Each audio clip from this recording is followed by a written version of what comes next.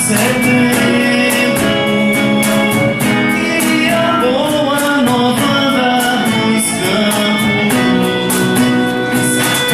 Quero ver tocar o perdão onde a gente plantou.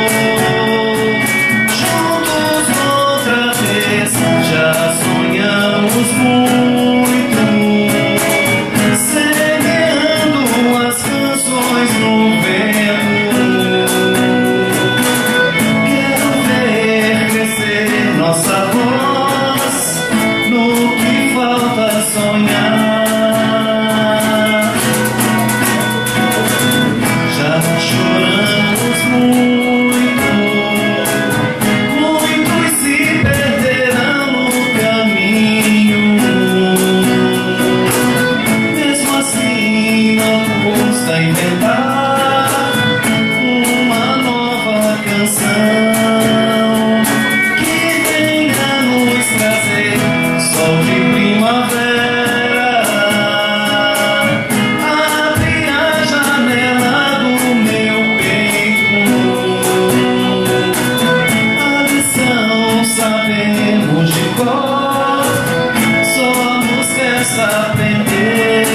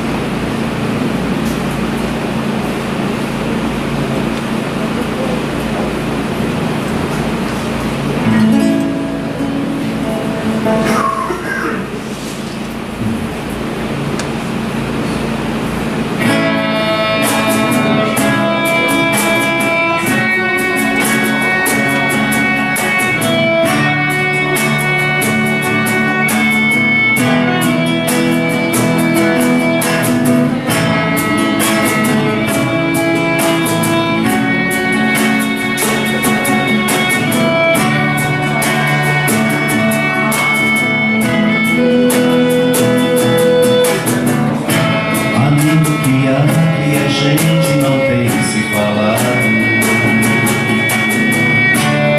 Antes a gente vivia melhor. A vontade vibrava em estar sempre juntos,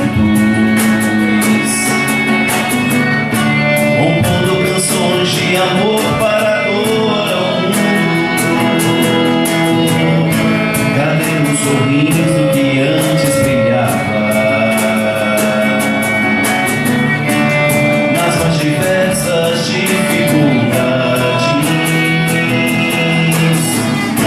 A gente se abria, então se pensava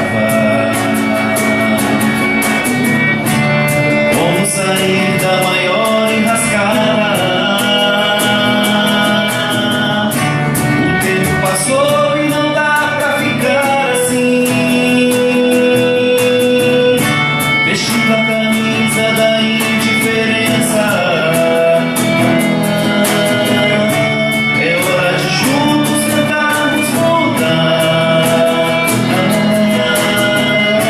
voltar ao que é e deixar o amor por nós falar. Enquanto o mundo pede amor, nós dois aqui assim, a lamentar interiormente o tempo que passou. Há um futuro que reclama nossa união. Dê a mão e vamos juntos com a nossa canção espalhar o amor, espalhar o amor.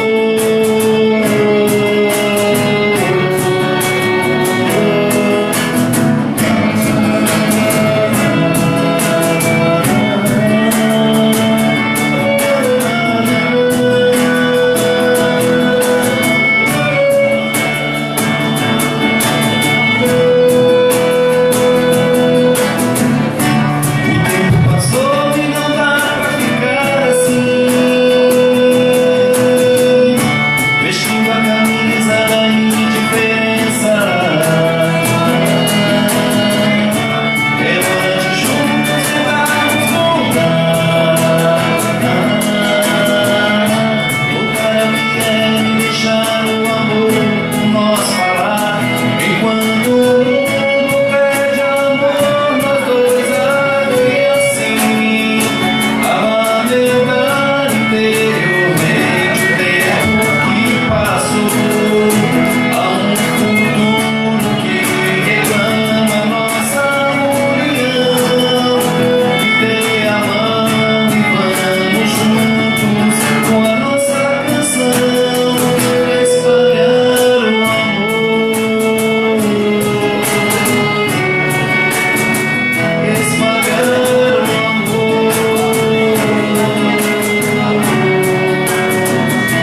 espalhar o amor.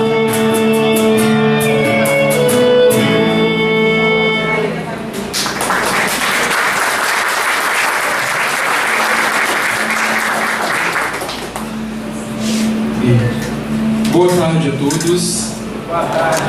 É uma alegria muito grande nós nos reunirmos aqui nessa tarde para aprofundarmos um pouco dos nossos conhecimentos acerca de uma obra tão importante da codificação, que é o céu e o inferno. Bom, nós gostaríamos de agradecer a todos os presentes que deixaram o conforto do lar, se bem que aqui está bem confortável, né, gente? Fresquinho, né? Aqueles nossos companheiros que vieram de outras cidades também prestigiar esse trabalho, que é um trabalho muito importante, né, que marca mais um passo na caminhada da organização da COGEL. Agradecemos ao nosso irmão Marquinhos de Santos Dumont, que estava se apresentando aqui com a sua prole, Francisco e Giovanni. Então nós vamos ter um pouquinho mais dos meninos tocando para nós no decorrer aí do nosso encontro. O nosso evento, né, a prévia da COGEL. A COGEL é a realização do Centro Espírita Tintino Pires, e neste ano nós temos a nossa 34ª edição. É um encontro de jovens que acontece no período do Carnaval e o nosso lema é confraternizar e amar. São 4 dias que a gente passa reunidos no CAIC, estudando, cantando e confraternizando.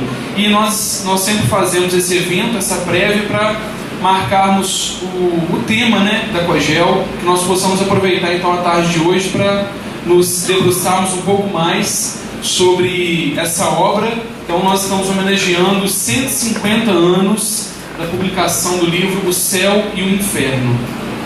Para iniciarmos as nossas atividades, eu vou convidar o André para fazer a prece inicial para nós.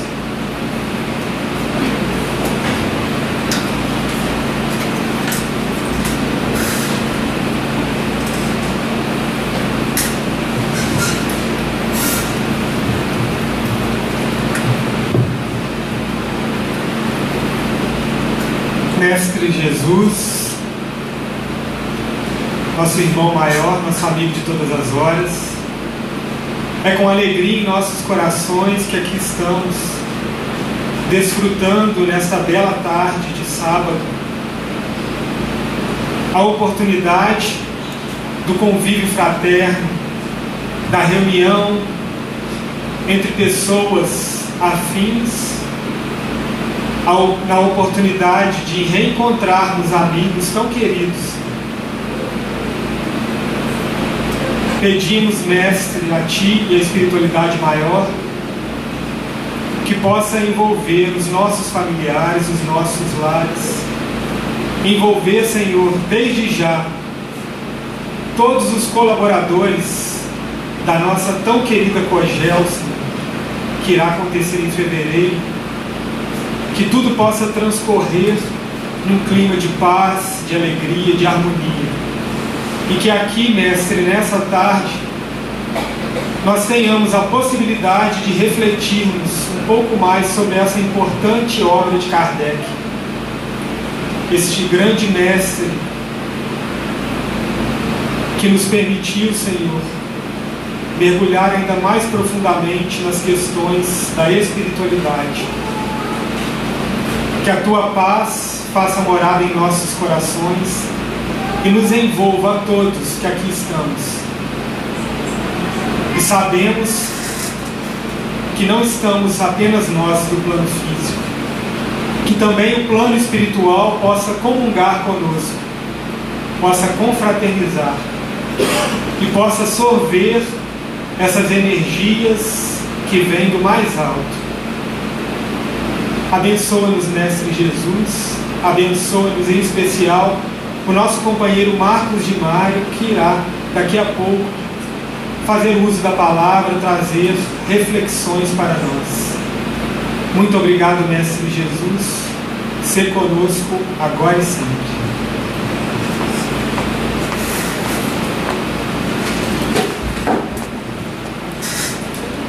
Nós teremos agora a apresentação de alguns vídeos que já vão nos colocar em contato assim, mais próximo com o ambiente, com o clima da COGEL, para que a gente possa aproveitar e já ir relembrando situações e já nos conectando com o encontro que vai acontecer no próximo mês.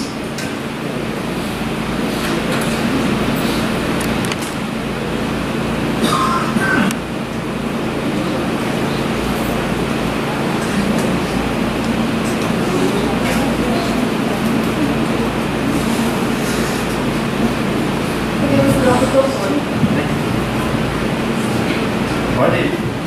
Nós estamos na COGEL para confraternizar, cada um no seu papel. Os dias tão felizes,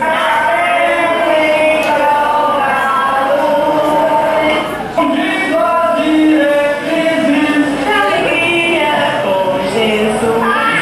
COGEL é paz, equilíbrio.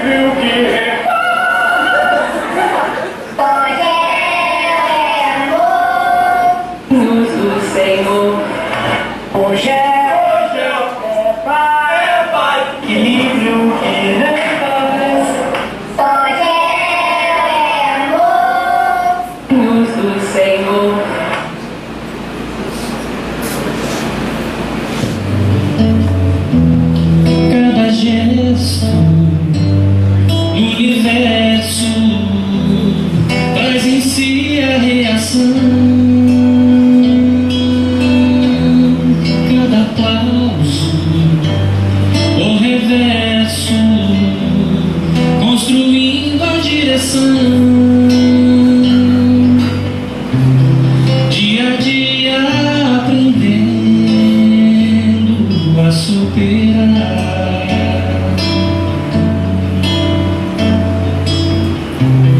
todos os vícios que insistem em represar a evolução.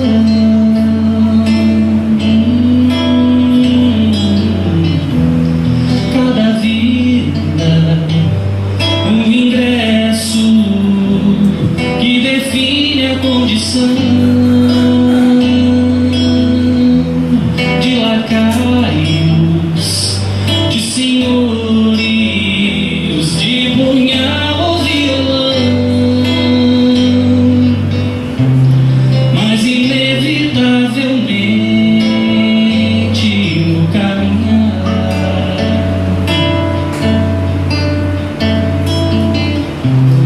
uma lei nos impulsiona um despertar, reencarnação.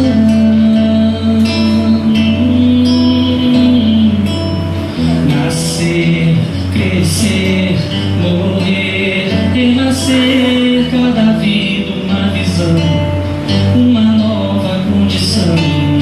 Nascer, crescer, morrer, renascer, cada vida uma lição, construindo a direção.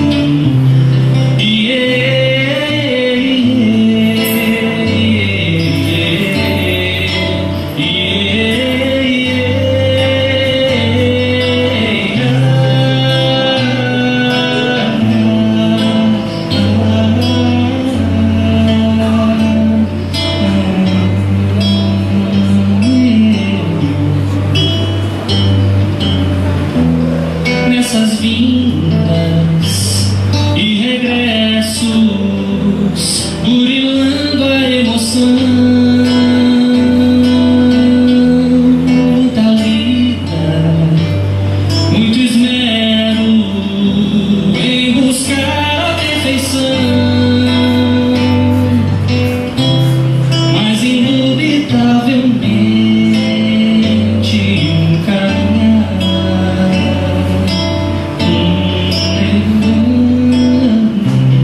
A fonte de amor intenso conquistar é a nossa missão.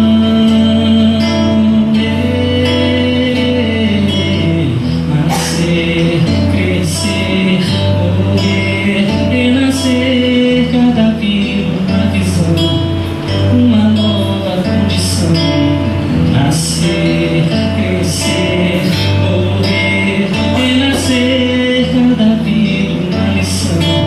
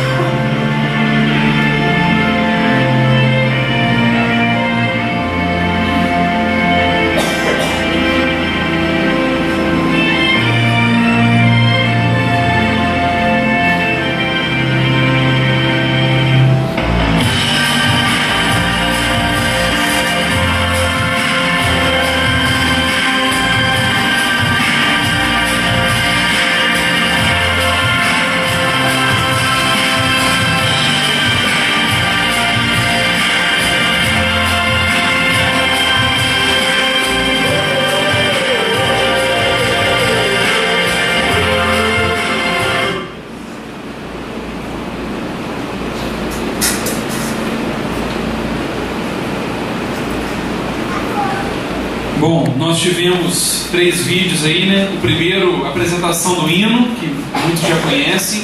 Se não me engano, foi na 25ª Cogel, alguém me corrige aí se eu estiver errado. Acho que foi comemoração aos 25 anos aquele vídeo. Depois nós tivemos um vídeo em homenagem aos 30 anos da Cogel. E por fim, a apresentação do tema. Lembrando que nós estamos indo já para a nossa 34ª edição. Vou convidar agora então o nosso companheiro Marcos de Mário, do Rio de Janeiro. Marcos de Mário, ele trabalha no Grupo Espírita Seara de Luz, é escritor, diretor do IBEM, Instituto Brasileiro de Educação Moral, editor do site Orientação Espírita, programador e apresentador da rádio Rio de Janeiro. Então, meu amigo, muito agradecidos estamos da sua presença e a palavra está contigo agora. Eu estava conversando com o Marcos um pouquinho antes, né, e comentei com ele que os que estivessem presentes aqui hoje seriam salvos e iriam direto para o céu, né? Os que não viessem sofreriam as consequências da justiça divina, segundo o Espiritismo. Então, felizes nós que aqui estamos, né, meu amigo?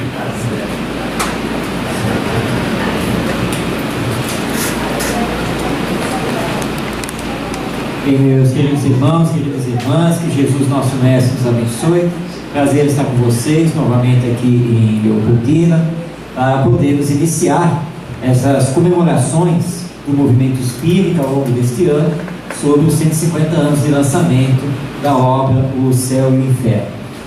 Na verdade, estava combinado a nossa participação na COGEL, mas circunstâncias outras tiveram que nos desviar a agenda, mas felizmente abriu a pré-COGEL para pelo menos estarmos aqui com vocês neste momento. A obra O Céu e o Inferno ela é muito importante porque vai trabalhar conosco como acontece a justiça divina, como é que as coisas se dão realmente e se nós podemos acreditar num mundo melhor. Será que é efetivamente possível esse mundo? Será que um dia nós teremos paz e felicidade aqui na Terra? Será que vamos encontrar esse céu, o reino dos céus, como dizia Jesus? Então essa é uma obra que trata sobre tudo isso do ponto de vista espírita, ou seja, dentro das questões da imortalidade da alma, da reencarnação, da existência de Deus como Pai e Criador. E nós vamos descobrir que no fundo, na verdade, o céu e o inferno não são exatamente locais, regiões, mas estão conosco mesmo, estão em nós. Mas antes de vermos a apresentação, nós trouxemos um vídeo que é do Roupa Nova, que fala sobre a paz. Então nós vamos prestar atenção na letra, essa letra é muito importante, para a partir dessa música, interpretada pelo Roupa Nova, nós começarmos a fazer a abordagem com o conteúdo do céu e inferno.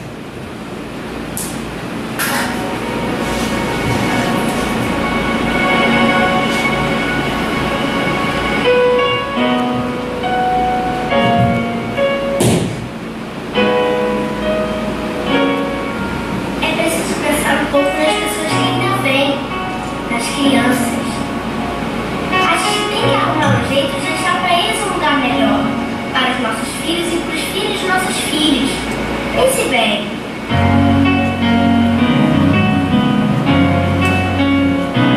Deve haver um lugar dentro do seu coração, onde a paz brilhe mais que uma lembrança.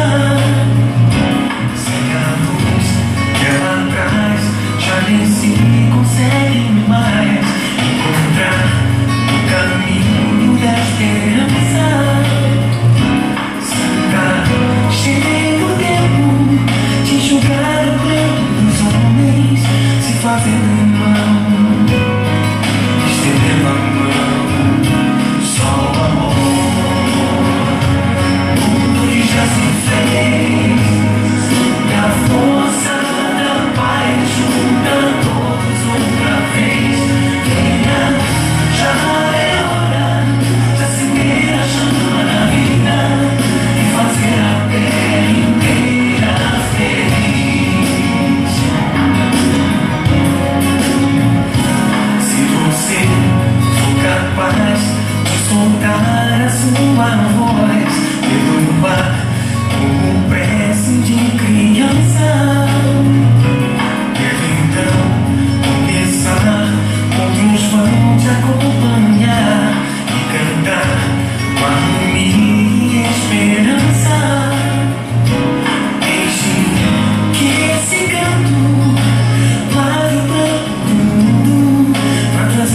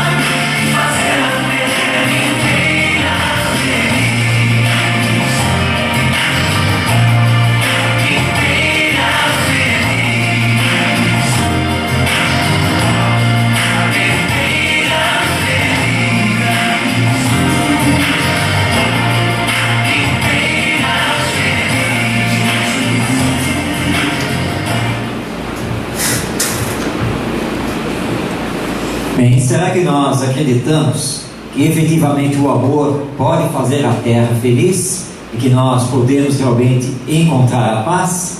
Será que nós acreditamos que as coisas estão mesmo nas nossas mãos e que o mundo pode ser diferente?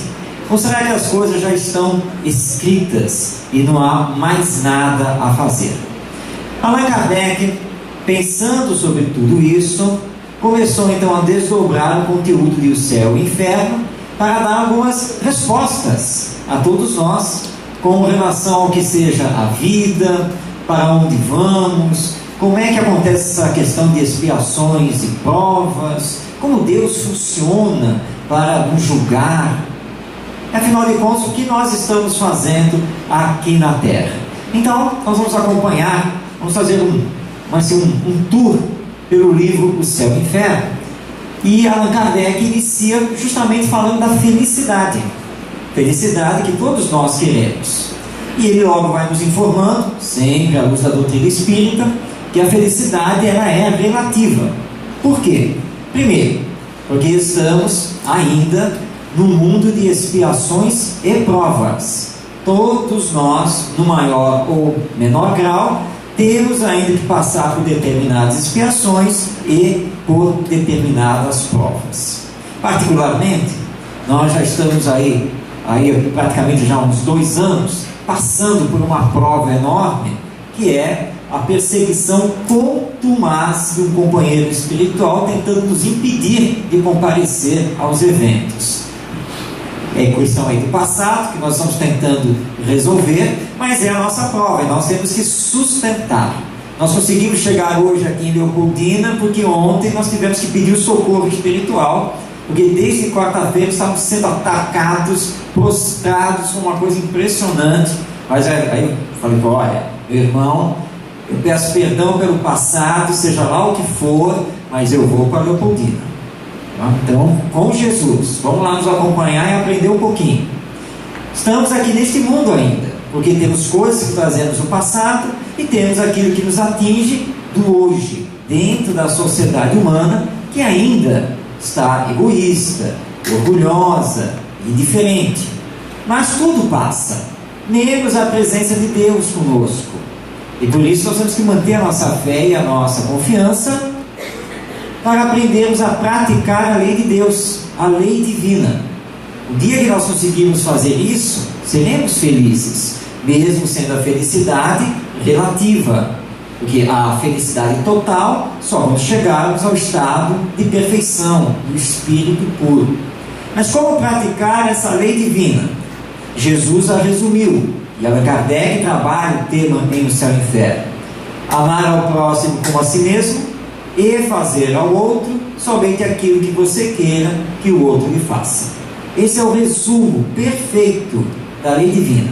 Então esse tem que ser o nosso esforço: amar o próximo, independente de quem ele seja, a sua condição social, religiosa, etc, etc.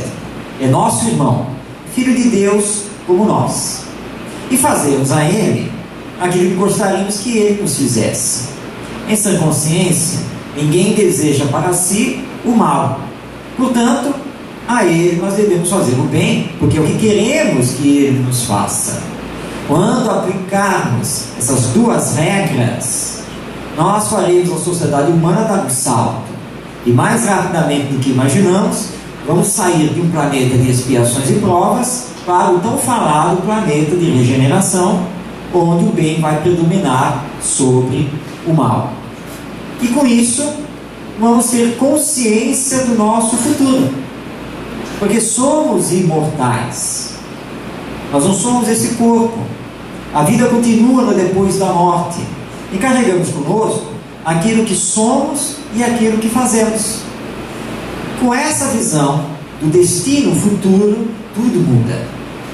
Porque agora eu sei que as coisas não passam, que as coisas não ficam simplesmente lá para trás. Eu posso jogá-las lá no porão do meu subconsciente, mas estarão sempre comigo e vão despertar depois. E aí eu terei que entrar no campo do arrependimento, da expiação, da reparação, que Allan Kardec trabalha em O Céu e o Inferno. Então é possível ser feliz relativamente dentro das nossas condições, porque nós almejamos esse grande futuro aqui mesmo no planeta e fora dele, pela lei de evolução. Então sempre lembremos que Deus está conosco e Jesus está no comando do planeta. Então nós não temos que esmorecer e nem olhando o noticiário aí da mídia e vendo logo o que aconteceu na França, os terroristas, isso e aquilo, e aí olhar para o nosso Brasil e dizer assim: bem que esse país aqui tinha que ter também a pena de morte, tem muita gente que podia logo partir dessa para outra para vivermos melhor. O espírita não pode falar isso, porque ele está se referindo a um irmão dele, e aquele que está no mal está simplesmente enfermo da alma, como dizem os nossos benfeitores espirituais. E aliás, será que nós também não estamos no mal? E aí chegou a companheira e disse assim: não, Marcos, que isso? Eu não bato em ninguém, jamais mataria alguém, etc, etc. Tudo bem, ótimo, é um avanço, já não fazer mais essas coisas. Mas e em relação a falar da vida alheia? Não, mas aí já é outro departamento. Não é. É fazer o mal. Não, mas agora eu não fico mais pendurado ao telefone 3 horas falando mal. Que beleza. Mas você usa computador, não usa? Uso. Internet, não uso. Você tem perfil na rede social, não tem? Tem. Então você só transferiu. Você fica agora 3 horas na rede social falando mal dos outros. Você não fica mais ao telefone. Você fica na rede social. E falar mal dos outros é provocar um mal terrível. Então nós temos que entender que a questão não é apenas o terrorismo, o assassinato, o tráfico de drogas, e muito mais coisas. Nós precisamos fazer a nossa transformação moral acima de todas as coisas, se queremos realmente ter essa felicidade relativa. E aí Allan Kardec nos diz: o homem é quase sempre o obreiro da sua infelicidade. Vamos colocar o olhar sobre nós. Aliás, é um pedido de Jesus, porque nós vemos o cisco no olho do outro, mas não vemos a trave que está no nosso olho. Ou seja, eu sou um perfeito comentarista dos defeitos alheios, mas não olho para mim, naquilo que eu preciso me corrigir. Lá em casa nós viveríamos bem melhor se... E aí você começa a falar dos outros. Se ele mudasse isso, se o outro não fosse impertinente, se não sei o quê. E você? Você é um santo? É um anjo? Mas se fosse, não estaria mais aqui no mundo, a não ser por missão. E quem vem por missão não fala dos outros, está sempre olhando para si mesmo e querendo o bem. Por isso que às vezes somos infelizes. A imprevidência, falta de planejamento, desorganização, egoísmo, orgulho, tudo isso gera para nós mesmos a infelicidade. Eu tenho que ir lá na pré-congel. Mas sabe, as coisas são tão difíceis, né? Tanta violência. E se eu sair de casa e colocar os pés na rua e for assaltado? Já pensou? Eu vou chegar lá sem dinheiro e não posso comprar o livro do Marcos. E agora? Como é que fica? Aí você é assaltado. Tá vendo? Eu não disse? Mas acontece que é a lei do magnetismo. Você pensa, você atrai. Então sai com Jesus e pensa só nas coisas boas, na alegria de reencontrar as pessoas, tudo que vai aprender. E aí você projeta sempre o bem. E aí, é claro, você sintoniza com o bem e traz o bem para você. É sempre assim. Então, antes de nos queixarmos de Deus, de Jesus, de Bezerra de Menezes, de Allan Kardec, enfim, de todo mundo, do governo, vamos nos queixar de nós mesmos. Muitas vezes nós estamos vendo o que está acontecendo, falamos que o mundo precisa mudar, mas não nos mexemos, não saímos da nossa zona de conforto. Então precisamos agir no mundo para transformá-lo e acarretar para nós a felicidade e não a infelicidade. Bom, continua Allan Kardec e vai conversar conosco lá em O Céu e o Inferno sobre o depois da morte. E ele nos dá 3 alternativas. Depois da morte, primeiro, ou tem o nada, a morte então seria o fim de tudo, ou teríamos o céu ou o inferno eternos, ou então vida. São as 3 grandes alternativas. O Espiritismo trabalha a alternativa número 3, vida depois da morte. Porque seria para nós algo ilógico acreditar no nada, que a morte é o fim de tudo. Então, tanto estudo, tanto trabalho, tantos percalços da vida, dores, sofrimentos, alegrias, tantas e tantas coisas, projetos, sonhos, e tudo acaba com a morte?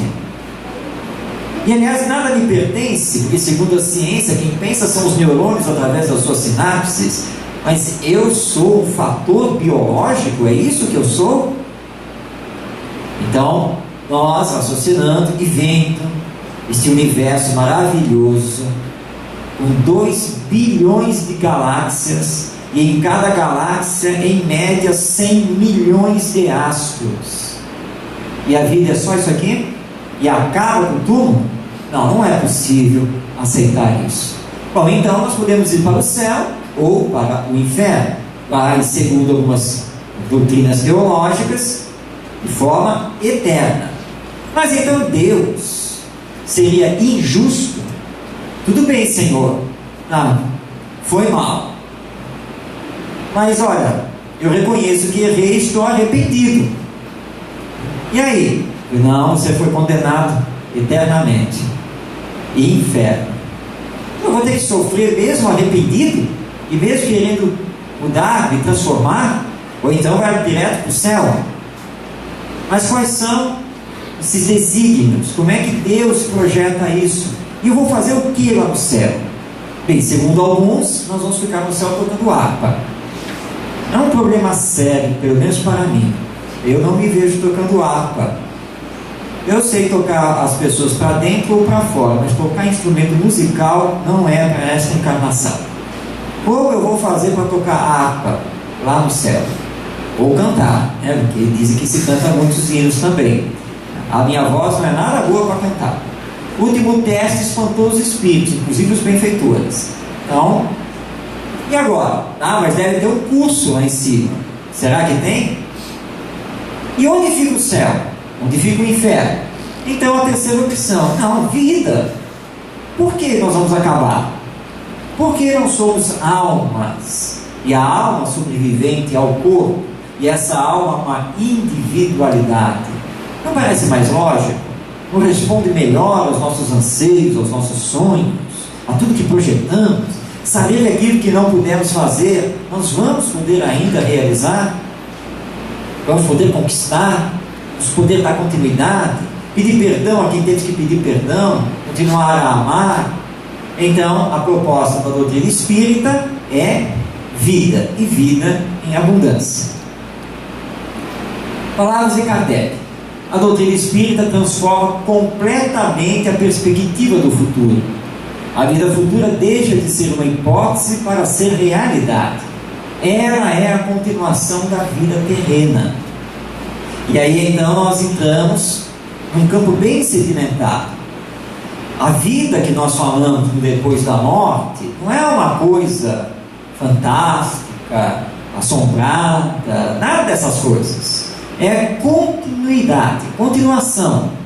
Eu, quando desencarnar, porque na verdade é só o corpo que morre, e na verdade nem o corpo morre, porque ele tem a sua desagregação molecular e vai voltar aí aos elementos da natureza. Então, quando eu, a alma, retornar ao mundo espiritual, eu retornarei tal qual sou, para dar continuidade. Então eu volto para o mundo espiritual com os meus saberes, a minha inteligência, com os meus sentimentos, com tudo, e vou dar continuidade. E na medida do meu crescimento espiritual, na medida da minha evolução, eu vou então resgatando o meu passado e vou me projetando para um futuro cada vez melhor. E lembrando que lá em O Livro dos Espíritos, sobre o tema pluralidade dos mundos habitados, Os benfeitores espirituais nos informam que não existe uma necessidade de reencarnar na Terra. Nós estamos aqui porque estamos ainda marcando o passo. Porque poderíamos já estar reencarnados em outros planetas superiores. Porque tudo depende de nós. Não é Deus que escolhe aonde nós vamos. Nós é que fazemos o próprio caminho. E, portanto, fazemos a humanidade. Aí lembrando lá a música: só o amor é que pode transformar as coisas. Por isso Jesus insistia no amai-vos uns aos outros. Então essa vida, depois da morte do corpo, é vida plena, é continuar. Na sequência, Allan Kardec, falando então desse porvir, desse futuro, ele também vai nos dar 3 caminhos possíveis. O materialismo, que trabalha esse nada, e que nós somos pura e simplesmente o biológico e nada mais do que isso. Mas nós temos o panteísmo, ou seja, somos almas, mas depois da morte do corpo nós voltaríamos ao todo universal, nós voltaríamos a fazer parte de Deus. Então nós seríamos partículas divinas que voltariam a Ele. Aí é claro, perderíamos a individualidade. Ou a terceira opção, que é o espiritismo. Esse futuro é a alma individual, pré-existente, criada por Deus e que tem por destino a perfeição, e que nunca vai se confundir com o todo, será sempre a individualidade, e cada vez mais vai aprender, cada vez mais vai se intelectualizar, cada vez mais vai amar, até chegar à perfeição. Bem, olhando então as 3 alternativas, nos parece que o espiritismo é a melhor. Porque aí nós temos a certeza que, embora na atualidade, nesta atual encarnação, não tenhamos condições disso ou daquilo, apesar de ainda não conseguirmos atingir este ou aquele sonho, este ou aquele ideal, nós temos a certeza que vamos poder realizar isso nessa continuidade da vida, porque somos a alma individual que não vai se perder e que vai somando as suas diversas personalidades, ou seja, a personalidade que teve a cada encarnação e nunca se perdendo. Então são as 3 alternativas que nós temos apresentadas aqui pela sociedade humana em relação a esse futuro, e a alternativa, a perspectiva que o Espiritismo nos aponta é essa: somos todos almas individuais, ou como queiram, espíritos imortais. E aí então, vamos lá, palavra de Allan Kardec. Todos esses textos são retirados da obra O Céu e o Inferno. E se a lógica nos conduz à individualidade da alma, também nos aponta esta outra consequência: a sorte de cada alma deve depender das suas qualidades pessoais, pois seria irracional admitir que a alma atrasada do selvagem, como a do homem perverso, estivesse no nível da do sábio, do homem de bem. Eis aqui, Allan Kardec começa a apresentar a justiça divina, porque Deus é bom, justo, misericordioso e perfeito. Então, quem projeta o futuro é Deus? Não, somos nós mesmos, de acordo com as nossas qualidades, nada mais do que isso. Em educação, nós trabalhamos muito isso, né? Quando o aluno chega, por exemplo, para você, e você tem que dar uma chamada de atenção nele, ele fala assim: ô tio, foi mal.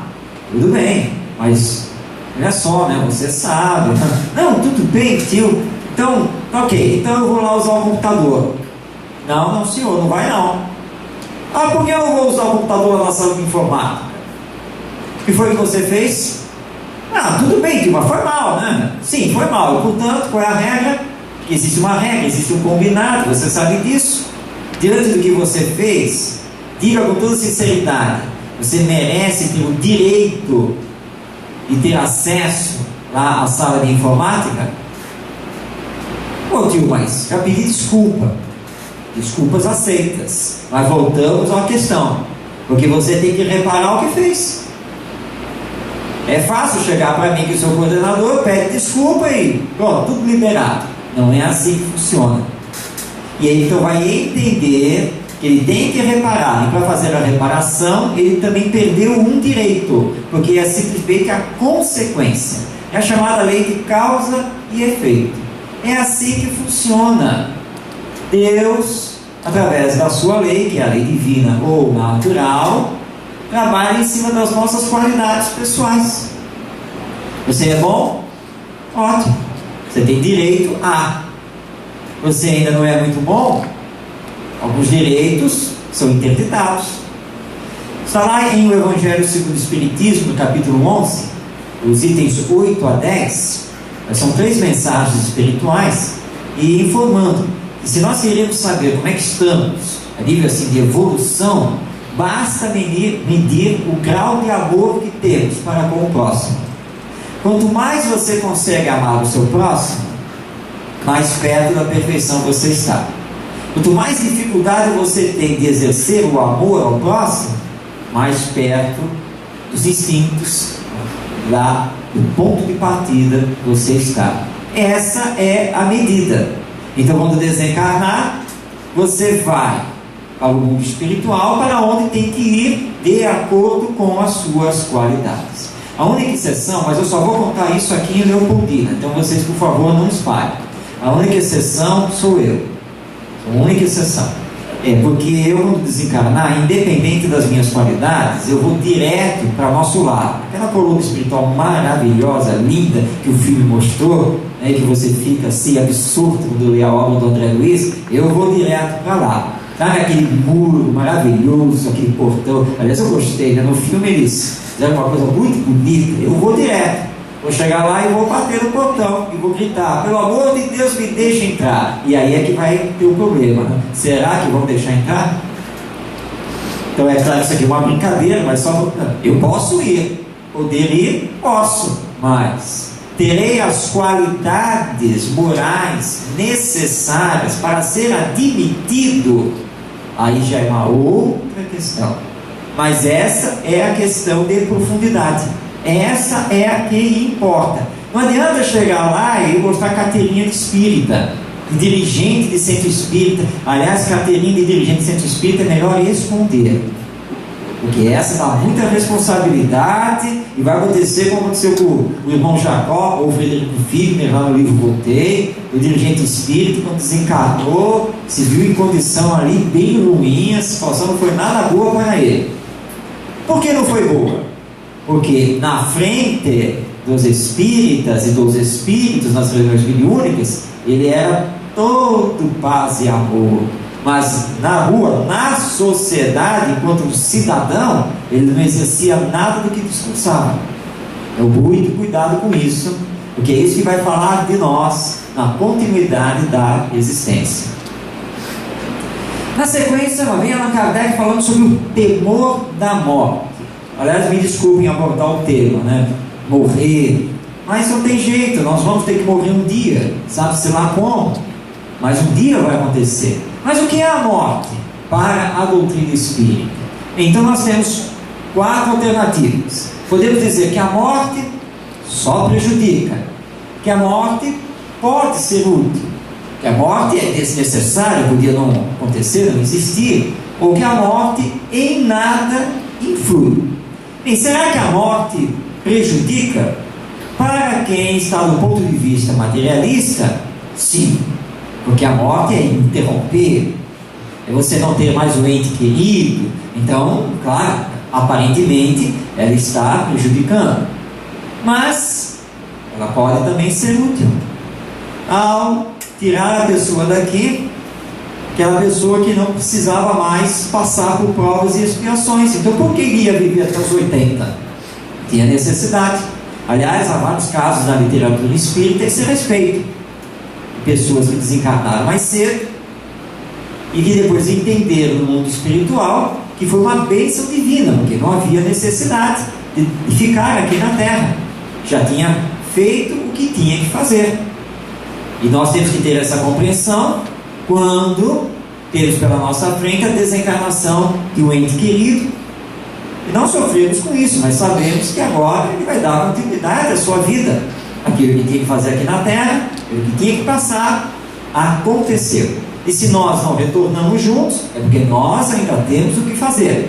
E aí vamos dar continuidade à nossa vida aqui também. A morte podia ser desnecessária. Não, mas nós não podemos viver aqui o tempo todo. Não tem como. Se nosso organismo biológico, ele cessa, por mais que façamos para cuidar dele, e devemos cuidar dele, mas ele tem um limite. Estamos expandindo esse limite. Na medida que a tecnologia avança, a ciência avança, os cuidados com a saúde avançam, nós estamos vivendo cada vez mais. Mas existe um limite. E existe uma coisa chamada projeto reencarnatório. Cada um tem o seu projeto. Dentro desse projeto já está designado um X tempo de vida. Claro que tem flexibilidade, mas também não dá para ganhar moratória em cima de moratória e querer se perpetuar aqui, até porque nós não somos o corpo, nós somos a alma, e precisamos dar mais importância à alma do que ao corpo. Cuidar dele, mas não simplesmente viver por ele. Vamos tomar muito cuidado com isso. A morte em nada influi? Influi como influi, mexe conosco, nos leva, depois do mundo espiritual, temos que fazer seríssimas reflexões, tomadas de consciência. E a morte, então, vem nos mostrar que a vida, ela é frágil, que Deus está no comando e está acima de tudo, está acima do nosso querer. Então nós precisamos encarar a morte como um fenômeno natural. Ele existe, sempre existiu e sempre existirá onde estivermos encarnados. Então vamos entender, dentro dessa naturalidade, que o temor da morte, o medo da morte, na verdade é um mecanismo da lei divina. E se não tivéssemos esse mecanismo, teríamos sérios problemas. Vamos ver o mecanismo agora no próximo slide, com Kardec explicando. Esse temor é um efeito da sabedoria da providência e uma consequência do instinto de conservação comum a todos os viventes. Ele é necessário enquanto não se está suficientemente esclarecido sobre as condições da vida futura, como contrapeso à tendência que, sem esse freio, nos levaria a deixar prematuramente a vida e a negligenciar o trabalho terreno. Então nós temos o temor da morte como um mecanismo da lei divina para nos preservarmos, para nos mantermos aqui. Porque senão, sabendo que a vida continua depois da morte, que viver no mundo espiritual é muito melhor do que viver aqui na terra, nós iríamos começar a nos matar. Só que o suicídio é a pior coisa que pode acontecer. O suicídio é que nos afasta da felicidade e do encontro com os entes amados, porque é um atentado contra a vida, e a vida pertence a Deus. Só Ele pode dispor da vida. Por isso o Espiritismo é contra o aborto, é contra a pena de morte, é contra a eutanásia e faz campanha contra o suicídio, porque é preciso viver dentro das nossas condições para realizarmos todos os aprendizados que possamos realizar. E nós temos exemplos gigantescos de pessoas que estão em situações orgânicas, de saúde, etc., deploráveis, mas que estão sorrindo. Nós temos um companheiro norte-americano, que é um cotoco de gente. Os vídeos dele são espalhados aí no YouTube, já tem livros publicados. Não tem braço, não tem perna, mas está aí, é palestrante de autoajuda, especialista em motivação, e se dá como próprio exemplo. Se ele, nessa condição, vive feliz, e eu estou perfeito, estou me queixando do quê? Então, vamos seguir em frente. Temer a morte é uma coisa natural. Agora, fugir da morte já é outra situação. E aí vale a pena lembrar a história que percorre aí o movimento espírita, que está na internet. O nosso Richard Simonetti, inclusive, já usou essa história em livro, que é a história daquela pessoa que estava marcada para morrer. E ele soube disso, e teve a presciência: amanhã é o dia da desencarnação. Mas ele não estava a fim de desencarnar, ele não queria sair aqui deste mundo. Então ele disse: já sei o que eu vou fazer. Eu vou cortar o meu cabelo, vou tocar um boné, vou usar óculos escuros, vou trocar de roupa, vou me vestir de forma que eu nunca me vesti, e vou para todos os locais que eu nunca frequentei, mas não vou para onde eu frequento. E aí a morte não me encontra. E de fato a dona Morte às 6 da manhã chegou, bateu na casa dele, ele já não estava, ele já tinha saído bem cedo. E ela: tudo bem, eu sei onde ele trabalha, eu sei onde ele almoça, e lá foi a dona Morte. Só que ele estava em outros locais, disfarçado. Chegou às 6 da tarde e ela já estava desesperada, porque ela tinha que retornar. E como ela ia retornar e falar para Deus: Senhor, falhei pela primeira vez. Então ela estava passando na esquina, tinha lá uma lanchonete cheia de gente, tudo sentado. A dona Morte olhou para todo mundo: sabe uma coisa, eu não posso voltar de mãos vazias, então eu vou escolher alguém aqui dentro e vou levar. E pronto. Olhou e viu lá uma pessoa: vai ser aquela. Você, de óculos escuros, boné na cabeça. Era ele. Não, porque não falha. O dia da nossa morte é o dia da nossa morte, que é simplesmente o retornar ao mundo espiritual. Claro que falar é uma coisa e você enfrentar é outra, porque o temor é natural, mas nada de fugir. Nós temos que saber enfrentar, e não apenas em relação a nós mesmos, mas em relação àqueles que vivem conosco, sabedores que chegou a hora. Você está lá com a sua avózinha querida, 90 e poucos anos, completamente debilitado, na UTI do hospital, os médicos não têm mais nada a fazer, e você chorando do lado dela, implorando a Deus: deixa ela mais um pouco. Coitada, né? Ela precisa retornar para o mundo espiritual. O que é que ela vai fazer aqui na terra? Nós precisamos ter esse desprendimento, que ela siga e nós também possamos seguir. Na sequência, Kardec começa a estudar a questão do céu, do inferno e do purgatório. Vamos então rapidamente conhecer isso. O céu. Para os antigos existiam 7 céus superpostos. Para os muçulmanos existem 9 céus. Para Ptolomeu, que foi um astrônomo grego, 11 céus. Para a teologia católica são 3 céus. E para o espiritismo, quantos céus existem e onde será que eles ficam? Eu acho que a resposta está no próximo slide. Será? Vamos ver? O céu pode estar nos confins do universo. É uma hipótese. Pode estar no espaço acima da Terra. Quem sabe? Pode estar no mundo espiritual. Ou será que o céu está em outros planetas? Então nós temos muitas alternativas aqui. Onde fica o céu? Onde está o reino dos céus? Aí alguns já devem estar vendo as alternativas, já devem estar lá cravando: está no mundo espiritual, porque a vida continua depois da morte. Será? Será que está no mundo espiritual? Sabe o que o próximo slide responde? Das qualidades do indivíduo depende a felicidade, e não do estado material do meio que se encontra, podendo a felicidade, portanto, existir em qualquer parte. Nenhum lugar lhe é circunscrito e assinalado no universo. O céu não se encontra no mundo espiritual. O céu está com você mesmo, porque o céu é o sinônimo da felicidade. Estará onde você estiver. Se você carrega consigo o amor e o bem, você é feliz em qualquer circunstância.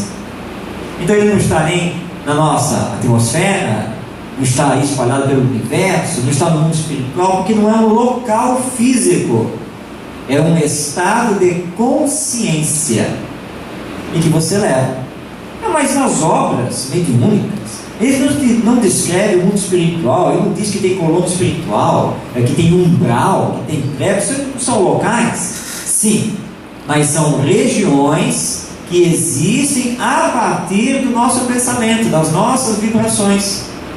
A Terra quando passar ao planeta de regeneração, terá uma diminuição, e bem grande, do chamado umbral.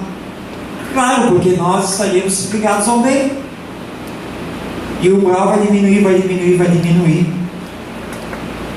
Até que um dia nós não vamos mais precisar fazer reunião de desobsessão no centro espírita. E vamos deixar desempregados os psicólogos e os psiquiatras. Mas é da lei de evolução, porque pegamos finalmente o caminho do bem. Então, o céu, segundo o Espiritismo, nada mais é do que um estado de consciência, e esse estado de consciência da felicidade, e que independe das questões materiais. Mas tem o inferno. O inferno que assusta tanta gente. Novamente Kardec: o inferno é um estado da alma. Portanto, pode-se dizer que trazemos em nós mesmos o nosso inferno e o nosso paraíso. Estado da alma.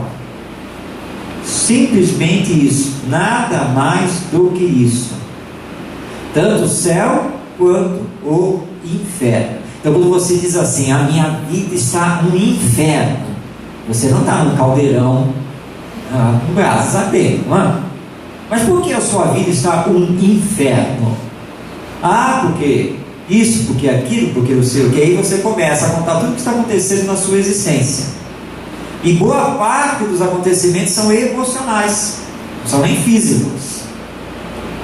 E aí então nós entendemos que a questão é mental, não é externa, em absoluto.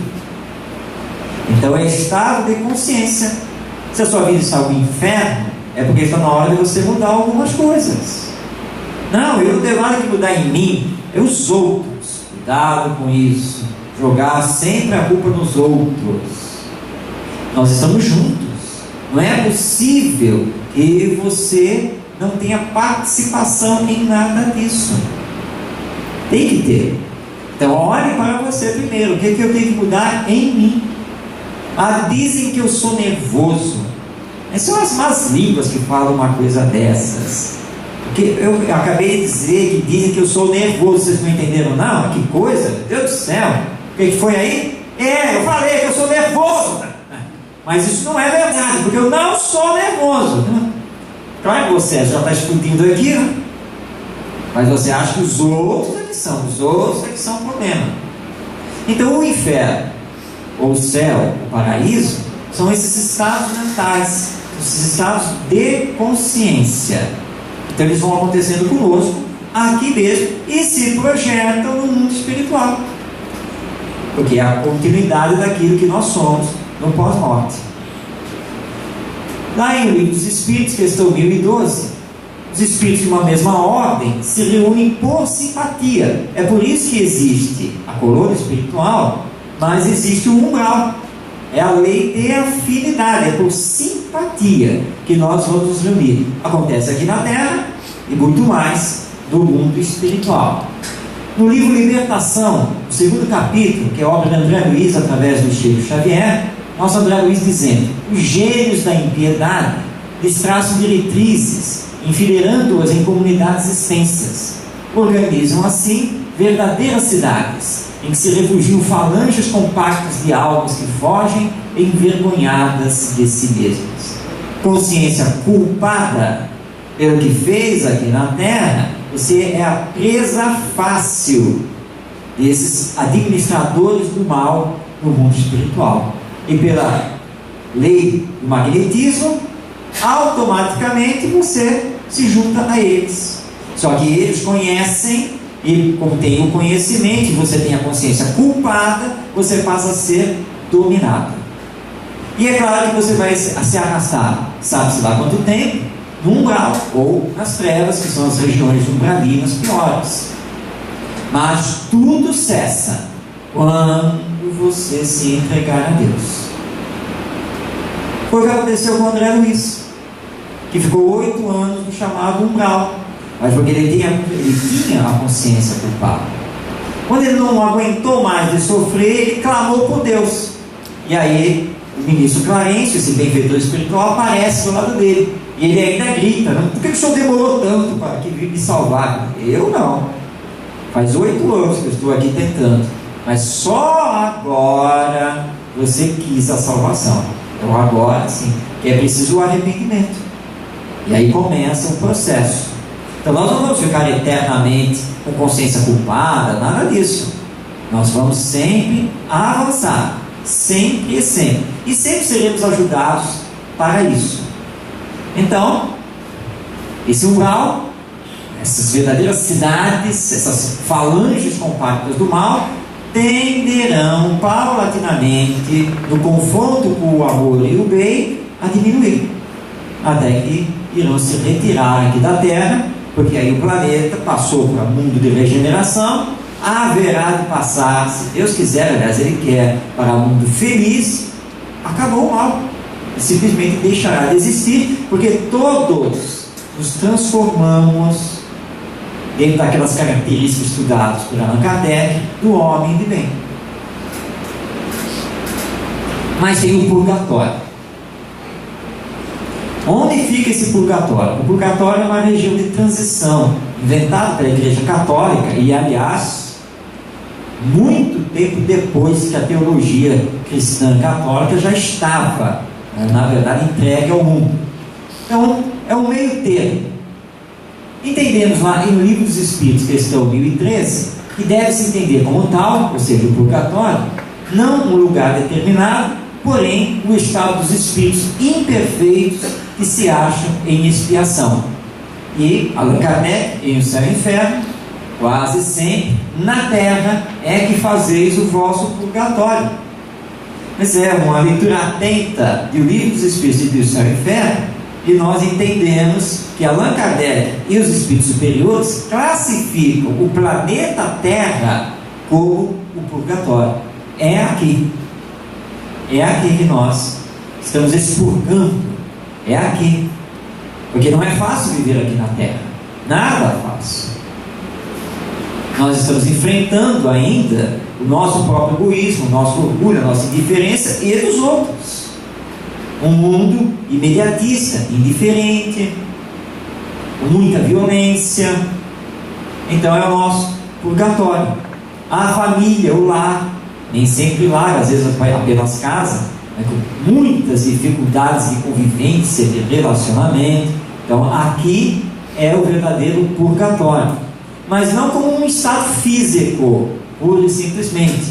É porque o nosso estado consciencial enquanto almas ainda está projetado para esse campo não do bem, e é por isso que sofremos, por isso que temos as dores.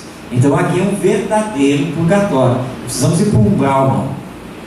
Então Allan Kardec: é pois nas sucessivas encarnações que a alma se despoja das suas imperfeições e se purga até que esteja bastante pura para deixar os mundos de expiação como a terra. Então, de reencarnação em reencarnação, nós vamos crescendo paulatinamente, mais rápido ou mais lentamente, e aí então nós vamos expurgando de nós mesmos as nossas impurezas, as nossas imperfeições, até que vai chegar o momento em que não vamos mais precisar reencarnar num mundo de provas e expiações, como é o caso aqui do planeta Terra. Nós vamos desencarnar e a próxima encarnação já não será mais aqui. E esse é um objetivo a que nós almejamos e que queremos ter. Bom, não vamos passar para o próximo. Não, passa. Isso. Deixa só apontar. Não, volta. Pode voltar. Bom, vamos parar aí, porque nós precisamos também dar um intervalo. Allan Kardec, na sequência, vai tratar sobre os anjos e demônios e sobre o Código Penal da Vida Futura, que vai ser então a nossa abordagem depois do intervalo. Como nós estamos num planeta de provas e expiações, vai ser servido só água com biscoitinho, não é? Planeta de provas e expiações, não é? Porque assim nós vamos aprender com isso, Dá de ficar pensando em lanches muito grandes, porque lá no mundo espiritual, segundo André Luiz, só tem caldo fluídico. Então tem que aproveitar. Não tem que aproveitar aqui? Precisa. É brincadeira, tá, gente? Bem, no intervalo que nós vamos ter, vamos tentar fazer o intervalo o mais rápido possível, e durante o intervalo nós ficaremos à disposição para quem quiser conhecer os livros, receber os autógrafos, quem quiser cadastrar e-mail para receber boletins informativos espíritas, tudo isso ficará ali à disposição. Então, na volta, nós vamos fazer essa abordagem sobre os anjos e os demônios e como funciona a justiça divina.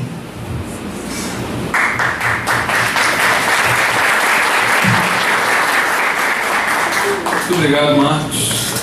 Teremos mais daqui a pouco, né? Bom, como o Marcos disse, pessoal, nós vamos fazer um pequeno intervalo agora.